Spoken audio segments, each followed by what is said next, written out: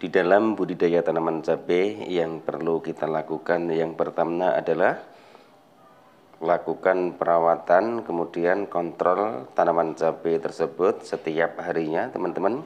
Karena di saat tanaman cabai sudah mulai terserang hama ataupun penyakit, kadang-kadang susah sekali untuk dikendalikan.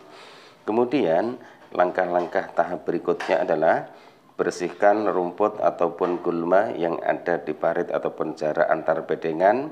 Daun-daun yang sudah tua pun juga harus dibersihkan, tujuannya untuk meminimalisir sarang hama kutu-kutuan. Kemudian lihat kondisi buah cabenya, kemudian apakah tanaman cabai itu kekurangan nutrisi ataupun kekurangan unsur hara, itu pun juga harus diperhatikan.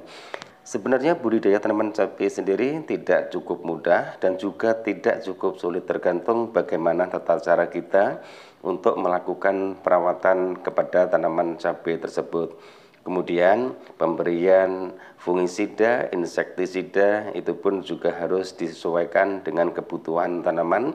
Jangan diberikan fungisida ataupun insektisida dengan dosis tinggi, nanti yang terjadi adalah daun rontok, kemudian bunganya rontok. Ada sebagian yang bertanya, katanya tanaman cabai setelah dilakukan pemupukan daunnya rontok.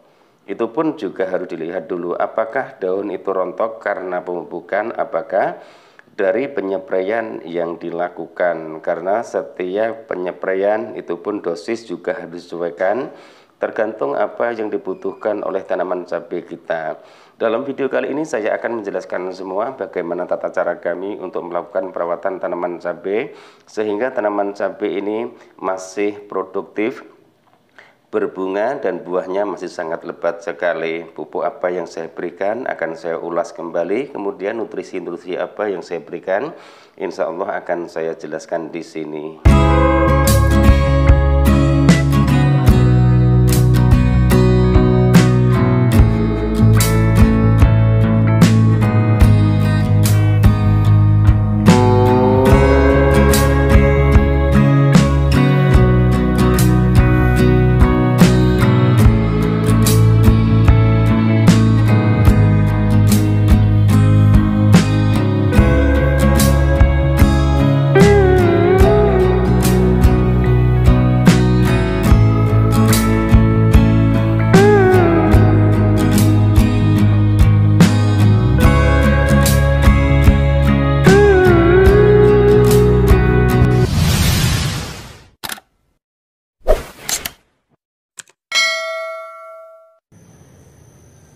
Assalamualaikum warahmatullahi wabarakatuh. Bismillahirrahmanirrahim. Allahumma sholli ala Sayyidina Muhammad wa ala ali Sayyidina Muhammad. Berjumpa kembali dengan saya Heri Petani Indonesia. Pada kesempatan kali ini saya ingin berbagi pengalaman dengan sahabat-sahabat tani semua, khususnya pecinta tanaman cabai ataupun budidaya tanaman cabai. Bagaimana tata cara kami untuk melakukan perawatan tanaman cabai ini sehingga walaupun usianya sudah tergolong tua, sudah 6 bulan lebih teman-teman, tapi alhamdulillah bunga dan buahnya masih terus bermunculan walaupun ada kendala di daunnya sudah mulai menguning. Kemudian saya juga mengucapkan banyak terima kasih kepada sahabat-sahabat kami yang selama ini selalu mensupport kami, kemudian selalu memberikan komentar-komentar, sehingga komentar-komentar itu bisa memotivasi kami, bisa menjadikan kami untuk benah diri agar kedepannya channel Heri Petani Indonesia bisa berbagi tip-tip dan juga pengalaman kami, entah itu budidaya tanaman cabai, tanaman melon dan juga tanaman semangka. Bagian komentar-komentar yang nantinya akan saya jadikan untuk kedepannya agar channel Heri Petani Indonesia bisa selalu memberikan ilmu-ilmu yang bermanfaat sehingga bisa dijadikan referensi untuk tahap-tahap belajar bersama teman-teman.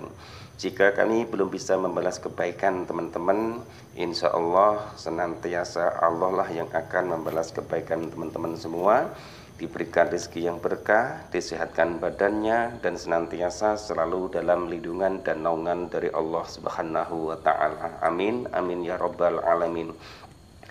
Dalam video kali ini teman-teman, saya ingin berbagi pengalaman dengan sahabat-sahabat tani, khususnya buat para pemula yang ingin mencoba berbudidaya tanaman cabai. Bagaimana tata cara kami untuk melakukan perawatan tanaman cabai ini agar tanaman cabai terhindar dari serangan hama, jamur, trep, tungo, dan kutu kebul, layu, fusarium, juga masih banyak sekali penyakit-penyakit yang ada di tanaman cabai. Yang pertama yang perlu kita ketahui adalah kondisi tanaman tersebut, teman-teman. Sebelum melakukan penyempraian itu dilihat dulu tanda-tanda penyakit yang ada di tanaman cabai tersebut. Apakah jamur, apakah kutu kebul, apakah bercak daun. Itu yang harus dipahami teman-teman sebelum melakukan penyempraian. Terkecuali untuk mengantisipasi jika ingin mengobati tanaman cabai yang terserang penyakit, itu sebaiknya dilihat dulu penyakitnya. Misalnya terserang kutu kebul, trep, dan juga tungo, itu satu insektisida pun juga cukup. Yang penting yang perlu dipahami adalah bahan aktif yang cocok untuk trep, tungo, dan kutu kebul. Kemudian untuk jamur, cari fungisida yang bisa dipergunakan ataupun bahan aktif yang bisa mengobati jamur, layu fusarium, kemudian layu bakteri, teman-teman.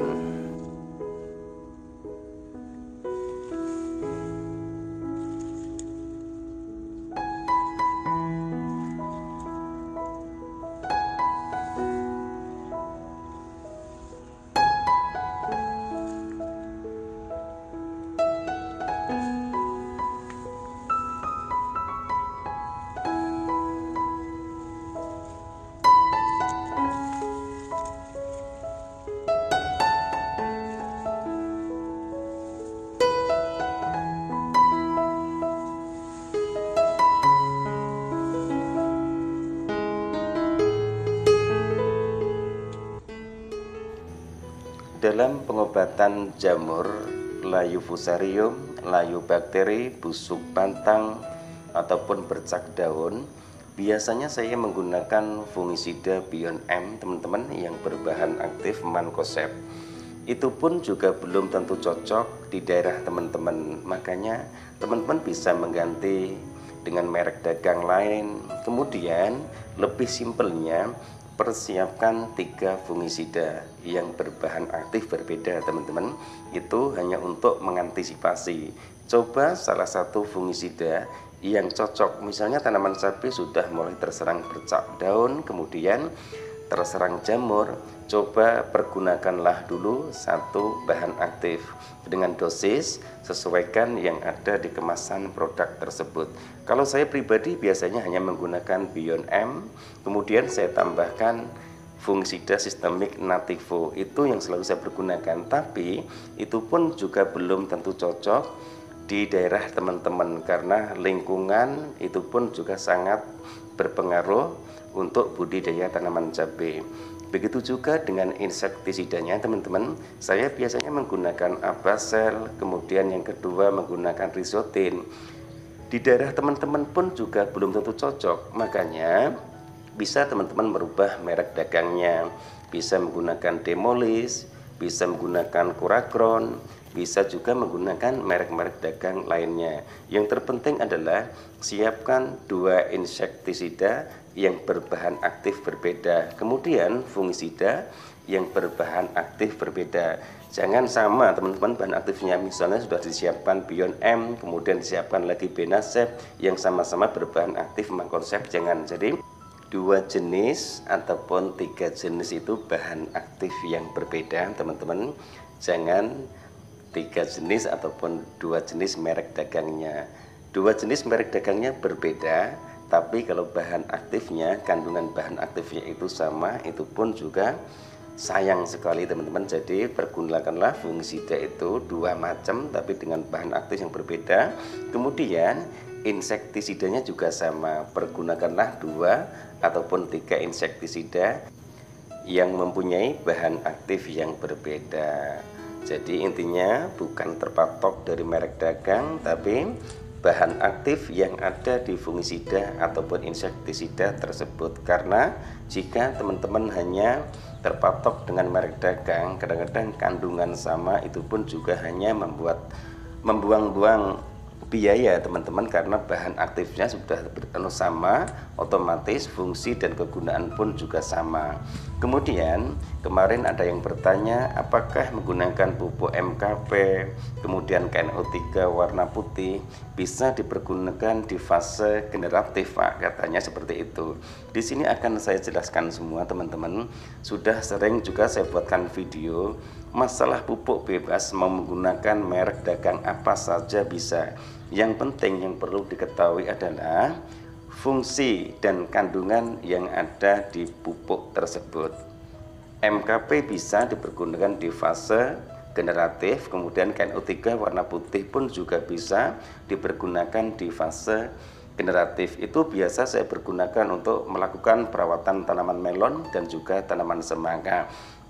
Untuk tanaman cabai pun juga sangat bagus teman-teman, tapi sebenarnya seperti ini. Jika kita ingin melakukan perawatan tanaman cabai, biasanya itu saya pribadi yang saya cari adalah pupuk yang irit, kemudian pupuk yang agak murah. Misalnya teman-teman menggunakan pupuk apa itu pun juga bebas. MKP juga bisa dipergunakan di fase generatif, apalagi memasuki fase-fase generatif itu sangat bagus sekali, karena MKP itu tujuannya untuk merangsang munculnya buah ataupun bunga-bunga yang nantinya tanaman cabai itu bisa membuahkan buah yang lebat. Kemudian untuk KNO3 warna putih juga sama, bisa untuk menambah bobot buahnya, kemudian bisa membuat agar buah ataupun bunga itu tidak rontok. Jadi intinya bebas, menggunakan pupuk apa saja bebas. Yang penting yang perlu dipahami adalah kandungan pupuk tersebut. Tanaman cabai sama dengan tanaman melon mempunyai dua fase teman-teman. Yang pertama fase vegetatif, yaitu fase pertumbuhan. Kemudian yang kedua adalah fase generatif, yaitu fase pembungaan dan pembuahan. Bisa teman-teman fase vegetatif menggunakan pupuk urea, ZA juga bisa, NPK 1616 juga bisa, Ponska juga bisa. Itu pun juga selera.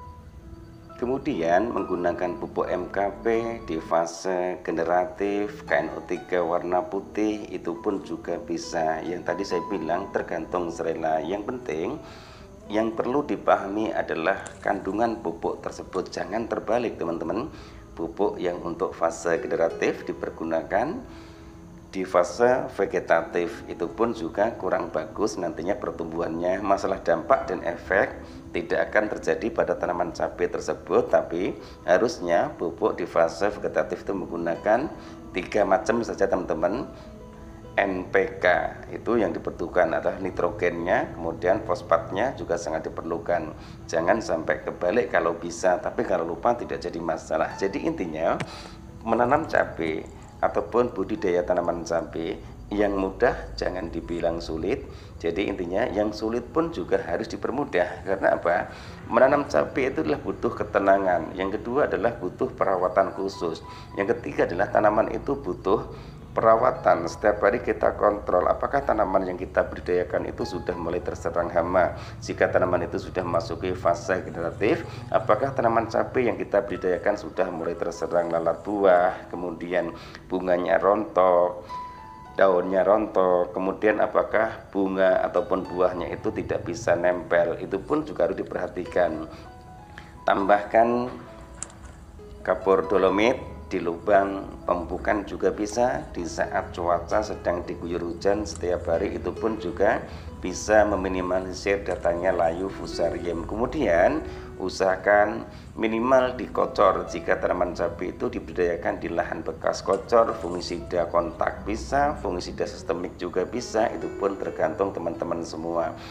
Jika teman-teman mau juga menggunakan kalinet juga bisa, menggunakan asam humat power soil, sikarbon juga bisa. Itu pun juga tergantung selera. Misalnya seperti ini, ada sebagian petani cabai yang menggunakan pupuk dasar, ada sebagian yang tidak menggunakan pupuk dasar, ada sebagian petani cabai yang menggunakan pupuk kandang, ada sebagian yang sangat takut sekali untuk menggunakan pupuk kandang. Kalau saya pribadi teman-teman sama sekali tidak menggunakan pupuk kandang, karena untuk lahan biasanya saya hanya menggunakan sekam mentah teman-teman. Sekam mentah saya itu mengambil dari jangka panjangnya.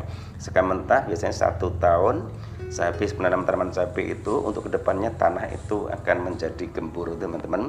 Logikanya jika tanah itu sudah gembur, perakaran tanaman yang akan kita tanam untuk periode berikutnya itu sudah mulai bagus. Kemudian nanti setelah sekam mentah itu sudah saya pergunakan, biasanya jangka kedepannya itu saya hanya menggunakan pupuk dasar. Pupuk dasar saya cuma ambil 2 sisi, bisa pupuk organik, bisa juga pupuk kimia. Jadi tergantung teman-teman. Yang penting tanaman cabai itu butuh perawatan minimal 1 hari sekali cek. Kalau nggak pagi sore, sering kontrol bawah daun, karena di saat tanaman cabai sudah mulai terserang kutu kebul itu dari mulai kecil, biasanya tanaman itu akan selalu terserang penyakit, entah itu trip, tungo. Kemudian biasanya jika cuaca itu hujan setiap hari, daunnya itu pada agak membusuk, nanti akan terjadi kerontokan. Jadi itu pun juga harus diantisipasi sejak dini, karena keberhasilan budidaya tanaman cabai itu kita lihat dari fase vegetatif. Jika fase vegetatif tanaman itu subur, insya Allah di fase berikutnya yaitu fase generatif, tanaman itu akan terbebas dari penyakit. Jadi tugas teman-teman yang pertama itu adalah di fase vegetatif mulai pindah tanam itu harus benar-benar dikontrol, jangan sampai kutu kebul, jamur itu masuk. Nah, nanti setelah memasuki fase generatif biasanya itu pengalaman saya pribadi hanya mengantisipasi datangnya penyakit, yaitu menggunakan fungisida sistemik. Kemudian jika menggunakan insektisida, saya biasanya dengan dosis yang rendah dulu. Itu penjelasan kami teman-teman dalam video saya kali ini. Mohon maaf jika tidak ada kesamaan. Mohon maaf jika ada kesamaan, karena di sini niat kami hanya ingin berbagi pengalaman. Dan masalah pupuk terserah teman-teman, mau menggunakan pupuk apa saja bebas. Kemudian fungisida dan insektisida juga bebas, mau menggunakan merek apa saja bebas. Yang penting fahami bahan aktifnya di fungisida ataupun insektisida tersebut. Cukup 2 fungisida dan cukup 2 insektisida untuk melakukan perawatan tanaman cabai. Kemudian nutrisi itu pun juga cukup 2 saja. Bisa menggunakan MKP, bisa menggunakan KNO 3 warna putih. Tapi kalau saya sudah terbiasa menggunakan Kalinet. Kemudian yang kedua adalah Mordenful, itu saya pergunakan. Itu pun juga nanti saya rubah lagi, karena tujuan kami di sini ingin mencoba semua pupuk. Nanti pupuk yang paling bagus, nutrisi yang paling bagus itu apa, itu yang akan saya rekomendasikan ke teman-teman semua, karena saya pun juga tahap uji coba bagaimana tata cara kami untuk mencari pupuk yang manfaatnya itu banyak walaupun harganya itu agak mahal, tapi intinya bisa irit dan bisa hemat biaya operasional. Itu yang pertama. Yang kedua, budidaya tanaman cabai tadi memang cukup rumit jika dibudidayakan di dataran rendah, kemudian cuaca setiap hari diguyur hujan seperti di tempat kami. Ketinggian cuma 260 mdpl teman-teman. Kemudian curah hujan di daerah kami setiap hari diguyur hujan. Mungkin jika tidak hujan itu sekitar 1 minggu, itu pun juga sudah paling lama. Jadi harus benar-benar ekstra keras untuk merawat tanaman cabai, karena di saat cuaca sedang lembab kemudian hujan setiap hari biasanya akan muncul penyakit layu fusarium, busuk daun, busuk pangkal batang, kemudian busuk batang. Itu yang ada di tanamannya. Kemudian yang di buahnya biasanya lalat buah, penyakit antraknosa, busuk buah, itu pun juga sering terjadi. Maka dari itu di sini saya ingin berbagi pengalaman dengan teman-teman semua dengan cara melakukan seperti itu, yaitu usahakan bersihkan rumput ataupun gulma yang ada di parit, jarak antar bedengan jika teman-teman menggunakan plastik mulsa. Jika tidak menggunakan plastik mulsa, usahakan di bawah pohon cabai itu daun-daun yang sudah tua, sudah tidak berguna lagi dibersihkan. Tujuannya apa? Untuk menjaga kelembapan tanah. Jika kelembapan tanah itu masih stabil, insya Allah tanaman cabai itu masih bisa tumbuh secara optimal. Insya Allah membuahkan buah-buah yang lebat dan juga tanamannya subur teman-teman. Mungkin hanya sampai di sini dulu video saya kali ini. Mohon maaf jika ada salah-salah kata. Niat kami di sini hanya ingin berbagi pengalaman dengan sahabat-sahabat tani semua, khususnya buat para pemula. Silahkan komentar-komentar yang sifatnya membangun di channel Hari Petani Indonesia, dan mudah-mudahan kita semua bisa belajar bersama. Saya pun juga masih tahap pembelajaran. Sekali lagi terima kasih atas segala support dan doanya. Mudah-mudahan apa yang saya bagikan ke teman-teman semua bermanfaat. Wabillahi taufiq wal hidayah. Wassalamualaikum warahmatullahi wabarakatuh. Salam sukses buat Anda, salam sukses buat para petani di seluruh Indonesia.